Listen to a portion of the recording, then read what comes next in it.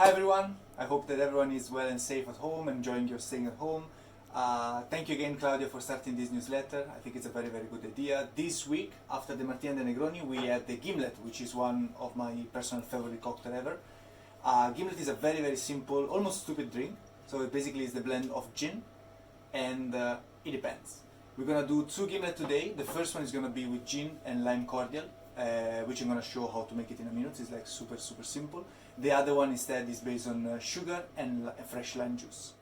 Okay, so starting with our gimlet, as I said, we're gonna need gin and some other ingredients to make the citrus and sweet part. We have two choices at this point. We can go as the easiest way, which is lime, fresh lime juice and sugar. This probably is the easiest way to do it at home, also because it doesn't require any sort of prep or any sort of like mise en place before. You just grab some custard sugar and some fresh lime juice. The other way, which is, to be honest, the right way, I would say, is to produce some sort of lime or lemon cordial, depending on your taste. Lime cordial is actually very easy to make. You just need to grate some fresh lime zest and just let it sit in equal part with custard sugar. So you can leave it like overnight, or it takes about like 8 to 12 hours, and you're gonna see that the lime is releasing all the essential oil in the sugar, creating some sort of syrup.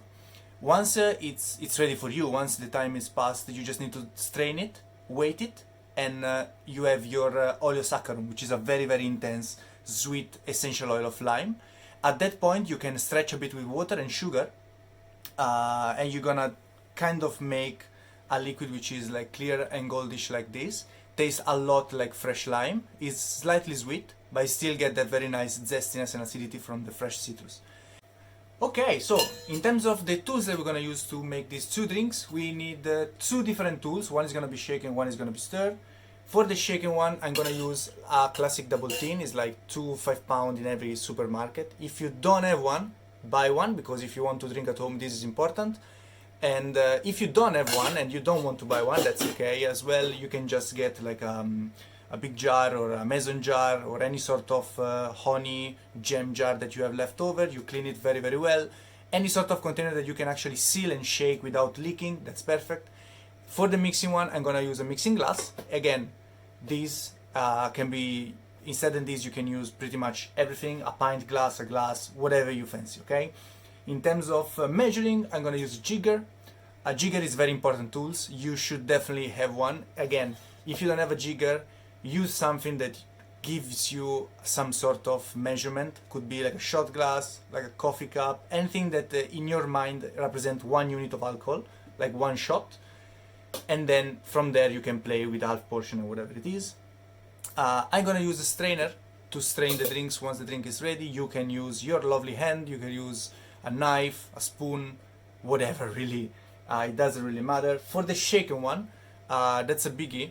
I'm gonna use a double strainer just in order to get all the ice crystal out of the way once just before drinking it. If you don't have a double strainer for your tea or whatever, for some reason you don't have it, that's no problem at all. I also think that if you make like a daiquiri or a sour cocktail, it's very nice to have crystal in the cup, so you can just strain over and enjoy your drink. Let's start. Okay, amazing. So we gonna start with both the drink at the same time. Okay, so in the mixing glass and in the tin we have the same amount of gin. Both drinks have the same amount of alcohol. And before of that, I'm just gonna take a little parenthesis for the shaken one. So in the shaken tin, I'm gonna pour about 30 ml of the fresh lime juice, sorry, not the lemon juice. And then I'm gonna like pour over about 3 spoons, so one for every 10 ml of sugar custard. Okay, the reason why I'm doing this not in the alcohol is because sugar tends to melt really better in water, while for example in alcohol it really struggles. And when you shake it, you want the sugar to be dissolved like entirely in the juice. You don't want to have like crystal that you're not gonna balance. They're not gonna actually balance the flavor of the gin. Okay, so once I'm sure that this third is happened, I'm gonna take my bottle of gin and I'm gonna put about 60 ml, okay, in both of them because we have the same proportion. 60 ml is a generous shot. You can do 50, you can do everything that you want. Just remember that for every portion of alcohol booze that you're gonna put inside, the half measurement is gonna be divided in sweet and sour. So it can be sugar and lime half and half, or can be cordial. In this case, so we put 60 ml of gin, I'm gonna put 30 ml of my fresh lime cordial. This 30 ml, they contain already the sweetness and the sour notes of the drink, so it's gonna be balanced itself. And now I'm just gonna take this out for a second, okay? I'm gonna pour my glass here. The glass are from the freezer. I highly recommend you do that. And I'm gonna put some ice, okay, that I took a couple of minutes before from the freezer. And I'm gonna put that inside my mixing glass. And I'm gonna wait a second for the shaken one, okay? What I'm gonna do is that I'm gonna gently stir, okay? Just to make sure it's starting to melt a bit and it's starting to get to temperature. The fact that I'm using metal, you can use glass or everything that you want, but the time that the ice takes to melt in the drink, it's quite a lot if you consider, like if you're counting is about like 20 to 25 seconds, so you have all the time of the world to take your glass out and let it sit. And also if you stir in a proper way, after a while the temperature doesn't drop anymore, so the drink is just gonna be cold enough for you and it's gonna stay well, nice and longer and perfect for you while you're doing other things, okay? So I'm gonna leave this here and I'm gonna shake the other one in the meantime. I apologize for the noise, okay? It's gonna be like a brief shake.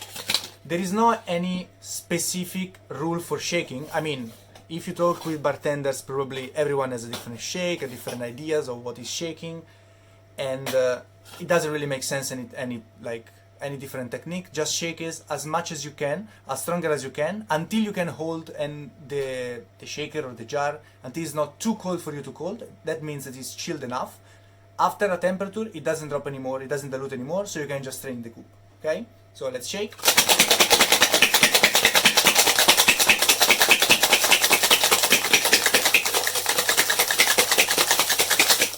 Long vigorous shake. You see that the shaker or the container is frosted and inside is lovely and bubbly. It's very nice. I'm gonna put my strainer, just took all the ice, you can use your stuff, and I'm gonna double strain inside my coupe. Couple of hits just to make sure that all the thing drops, and here we go. So this is gonna be our shaken gimlet. At this point we don't have any garnish, it's ready to be drunk. I have the other one on the side. I'm just continuing stirring it slightly. I'm just keeping the temperature low. I feel the temperature is getting a bit lower, so I decided that it's time for me to strain. I'm gonna take the strainer. I'm gonna move this on the side for a second, and I'm gonna strain my drink.